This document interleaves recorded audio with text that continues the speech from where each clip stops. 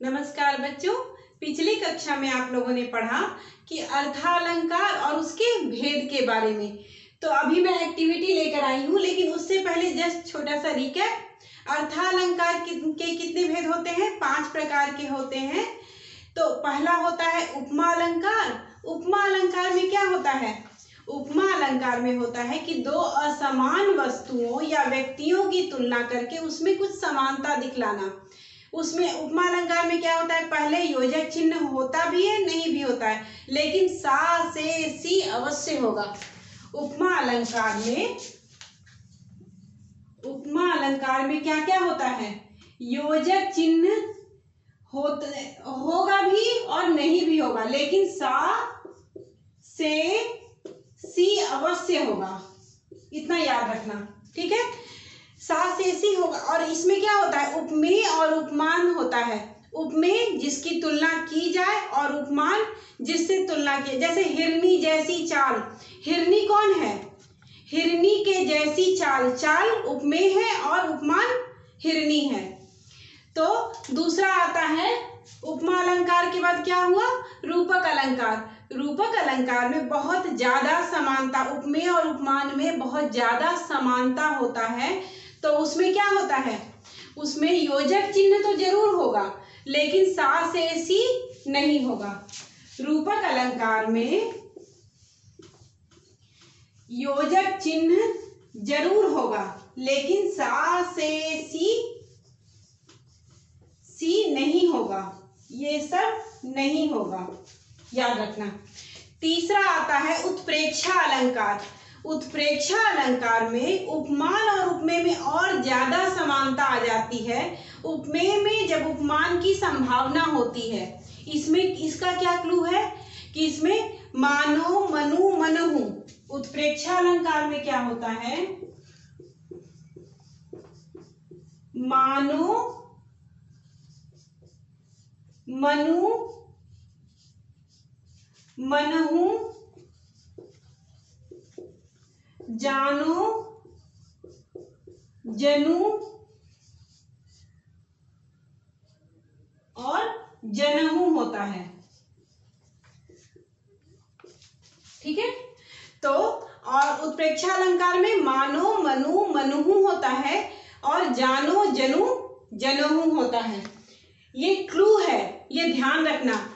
चौथा क्या आता है? अतिशयोक्ति अलंकार। उसमें बहुत ज्यादा बताई थी ना, बढ़ा चढ़ा कर वर्णन किया जाता है।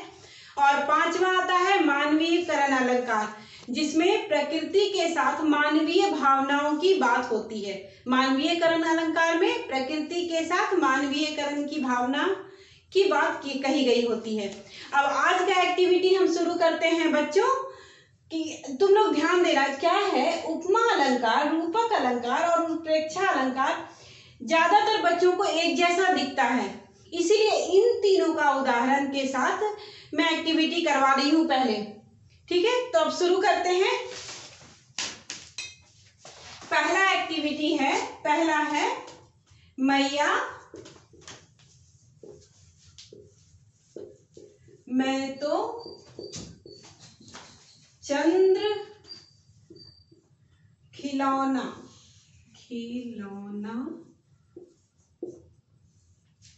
ले हूं।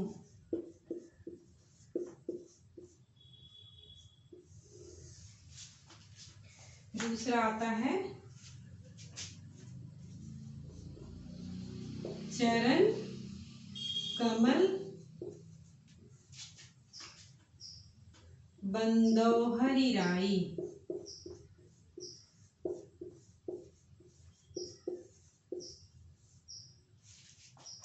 तीसरा है कर कमल सा कोमल है।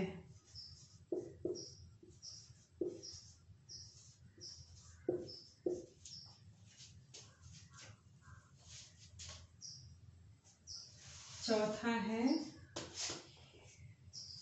चांद सा रोशन चेहरा।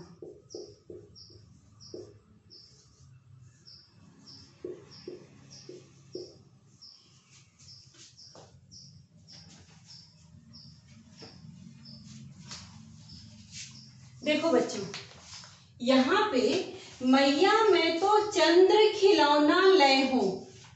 क्या कह रहा है कि मैया मैं तो चंद्र खिलौना, चंद्र सा खिलौना नहीं, सा मीन्स चंद्र के जैसा, चंद्र सा खिलौना नहीं, चंद्र खिलौना, चंद्र चांद वाला खिलौना ही लूंगा।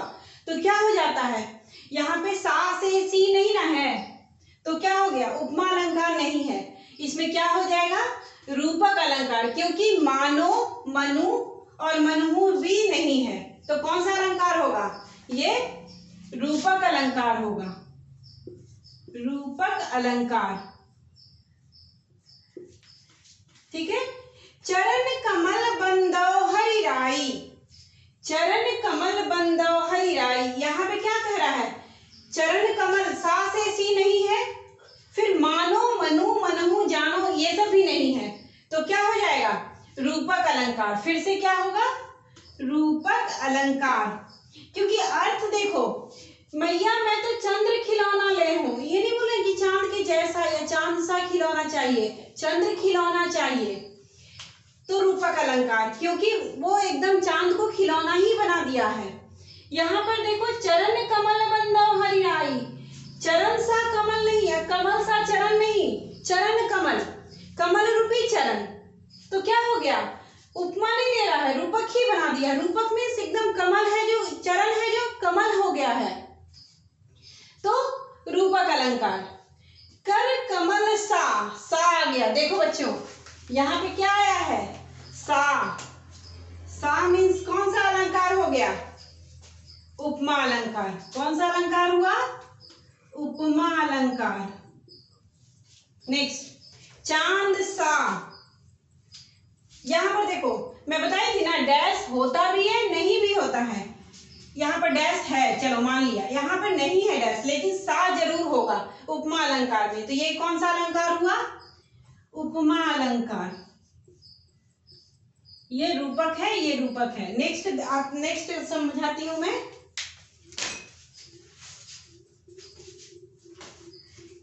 तेरी चाल है नागिन जैसी, पांचवा क्या आता है, तेरी चाल है नागिन जैसी।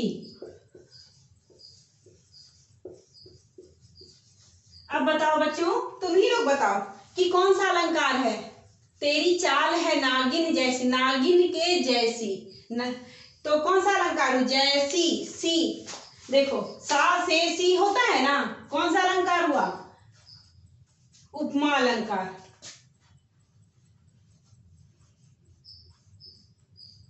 कौन सा अलंकार हुआ, उपमा अलंकार।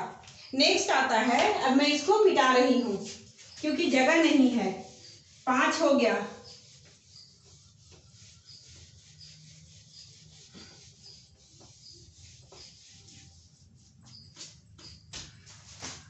छठा है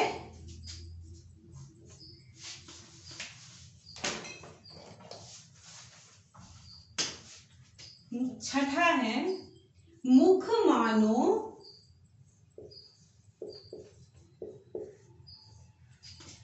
चंद्रमा है, चंद्रमा है।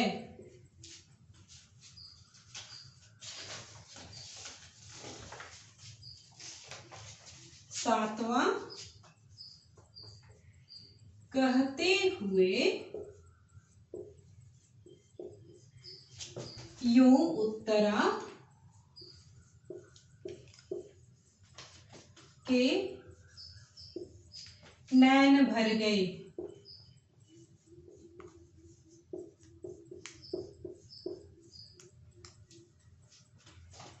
हिम के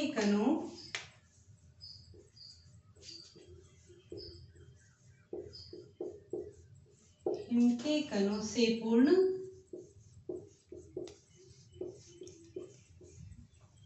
मानो हो गए पंकज नयन।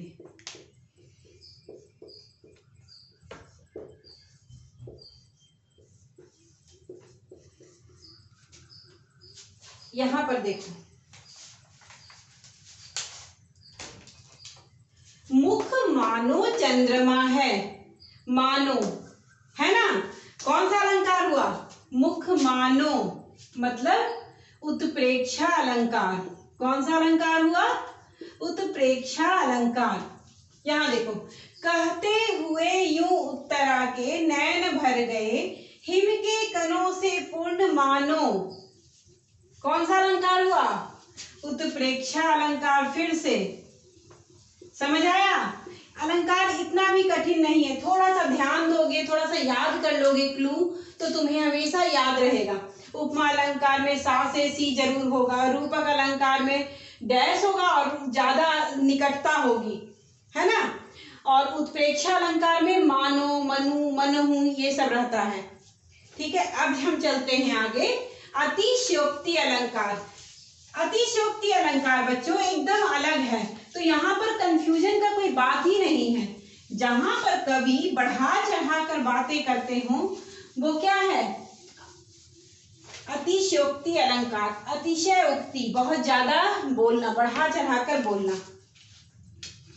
तो 8वां उदाहरण आता है,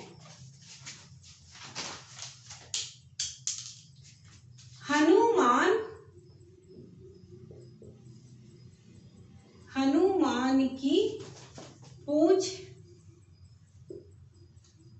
में लगन न पाई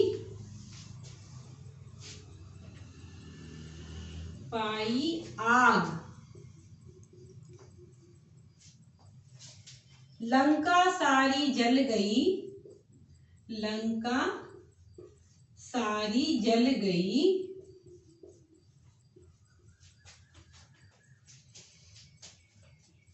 गए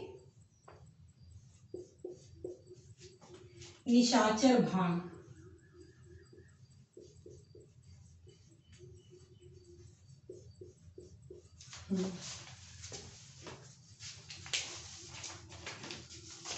दूसरा 9वां आता है,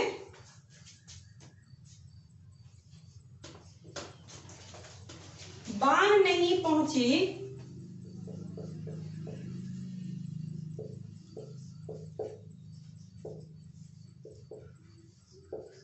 बाण नहीं पहुंचे शरीर तक, शरीर तक, शत्रु घिरे, शत्रु गिरे पहले ही भू पर।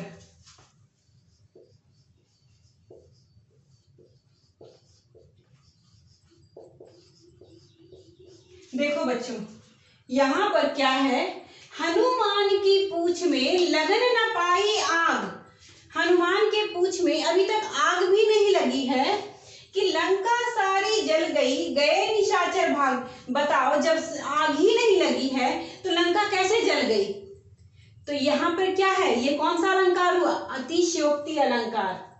ये कौन सा अलंकार हुआ? अतिशयोक्ति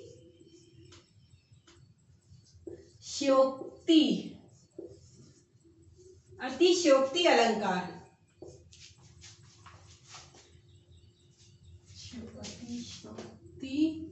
अलंकार। नेक्स्ट है, बाण नहीं पहुंचे शरीर तक, शत्रु गिरे पहले ही भू पर। बताओ, जब शरीर में बाण ही नहीं लगा तो कैसे शत्रु गिर गए जमीन पे? यहां भी क्या हुआ? अतिशयोक्ति अलंकार। यहां पे भी क्या हुआ? अतिशयोक्ति अलंकार। अतिशयोक्ति अलंकार। ठीक है, अब नेक्स्ट अलंकार पे चलते हैं।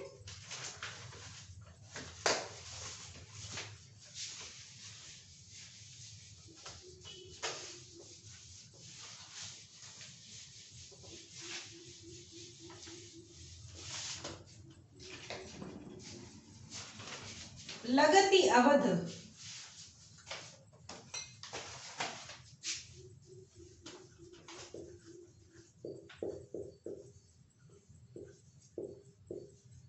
लगति अवध भयावनी भारी, भयावनी भारी,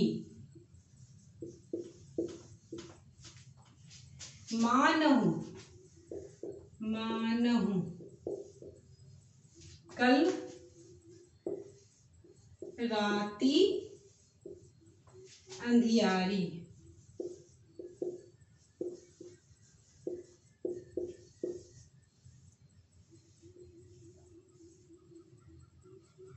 हाँ यहाँ पे बताओ बच्चों कौन सा अलंकार है? मानहु, मानहु कौन सा अलंकार, याद करो, उत्प्रेक्षा अलंकार। कौन सा अलंकार है? उत्प्रेक्षा अलंकार। मानहु है ना, बताई थी पिछली बार, अभी थोड़ी देर पहले। अब देखो नेक्स्ट आता है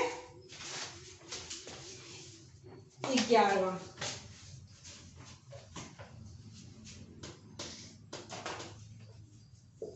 मेघ आए बन ठन के, बन ठन के, सवर के, सवर के। दूसरा है उठा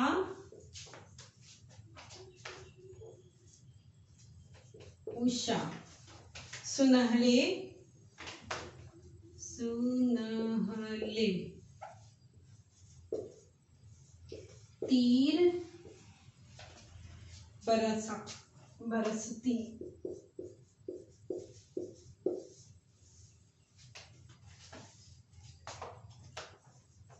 जय लक्ष्मी सी उदित हुई,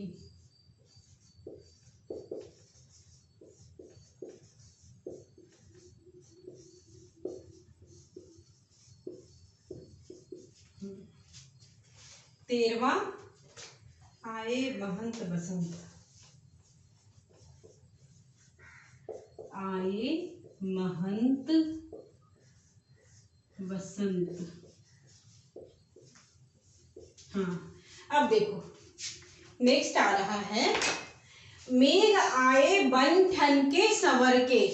क्या है? मेघ आए बन ठन के सवर के। यहाँ पर देखो कहीं मेघ इंसानों की तरह बन ठन के तैयार होकर आ सकता है? नहीं आ सकता है ना। तो ये कौन, इसको क्या किया है? मानव की तरह दिखलाया है। तो इसमें कौन सा अलंकार हुआ? मानवीकरण अलंकार। मानव की तरह दिखाया है ना, इसलिए इसमें कौन मानवीकरण अलंकार हुआ। मेघ को बन ठन के सवर के इंसानों की तरह आने के लिए बता रहे हैं। तो ये कौन सा अलंकार हुआ? मानवीकरण अलंकार, मानवीकरण। नेक्स्ट देखो उषा सुनहरे तीर बरसती, जय लक्ष्मी सी उदित हुई। उषा मीन्स क्या हुआ? सूरज, सुबह। ठीक है, सूरज बोल सकते हो, सुबह बोल सकते हो, सुबह, सुबह। तो सुबह सुनहरे तीर बरसती, जय लक्ष्मी सी उदित हुई। जय लक्ष्मी की तरह उदित कैसे हो सकती है? ये तो प्रकृति है ना। तो प्रकृति को मानव की तरह उदय होते हुए बता रहा है। यहाँ भी कौन सा अलंकार हुआ? मानवीकरण अलंकार, मानवीकरण अलंकार। यहाँ देखो आए महंत बसंत। बसंत कैसे आए? महंत जानते हो किसको बोलते हैं? मैनेजर को। तो कह रहा है कि महंत आए, बसंत है जो महंत आए, महंत रूपी बसंत आए। तो बसंत को किसके जैसा बताया है? महंत के जैसा। तो यहाँ भी क्या हो गया? मानवीकरण अलंकार। ये भी कौन सा अलंकार हुआ? मानवीकरण अलंकार। तो आशा है बच्चों कि तुम्हें अलंकार, ये अर्थालंकार एकदम क्लियर हो गया होगा, अच्छी तरह समझ में आ गया होगा। अब देखो थोड़ा सा मैं बताती हूँ, तुम कोई भी कविता को खोलो अपने पाठ्य पुस्तक का, स्पेशली वो नेक्स्ट चैप्टर जो अभी मैडम बताई है, कबीर। कबीर के बाद कौन सा चैप्टर है? मीरा के पद है। मीरा के पद नहीं, एक प्रकृति का है, प्रकृति पर आधारित कविता है तुम लोग का, उसको पढ़ो। मेखलाकार, पर्वत अपार, ये सब है ना, उसमें बहुत सारे अलंकार हैं। तो तुम उसको पढ़ो 2-3 बार। मैं जानती हूँ अभी पढ़ाया नहीं गया है, लेकिन फिर भी पढ़ो, तुम्हें समझ आएगा कि उसमें रूपक अलंकार कहाँ है। उसमें रूपक अलंकार भी है, मानवीकरण अलंकार भी है, उपमा अलंकार भी है। तो अच्छे से पढ़ो और ट्राई करो बनाने का। आज का वीडियो यही समाप्त होता है। धन्यवाद।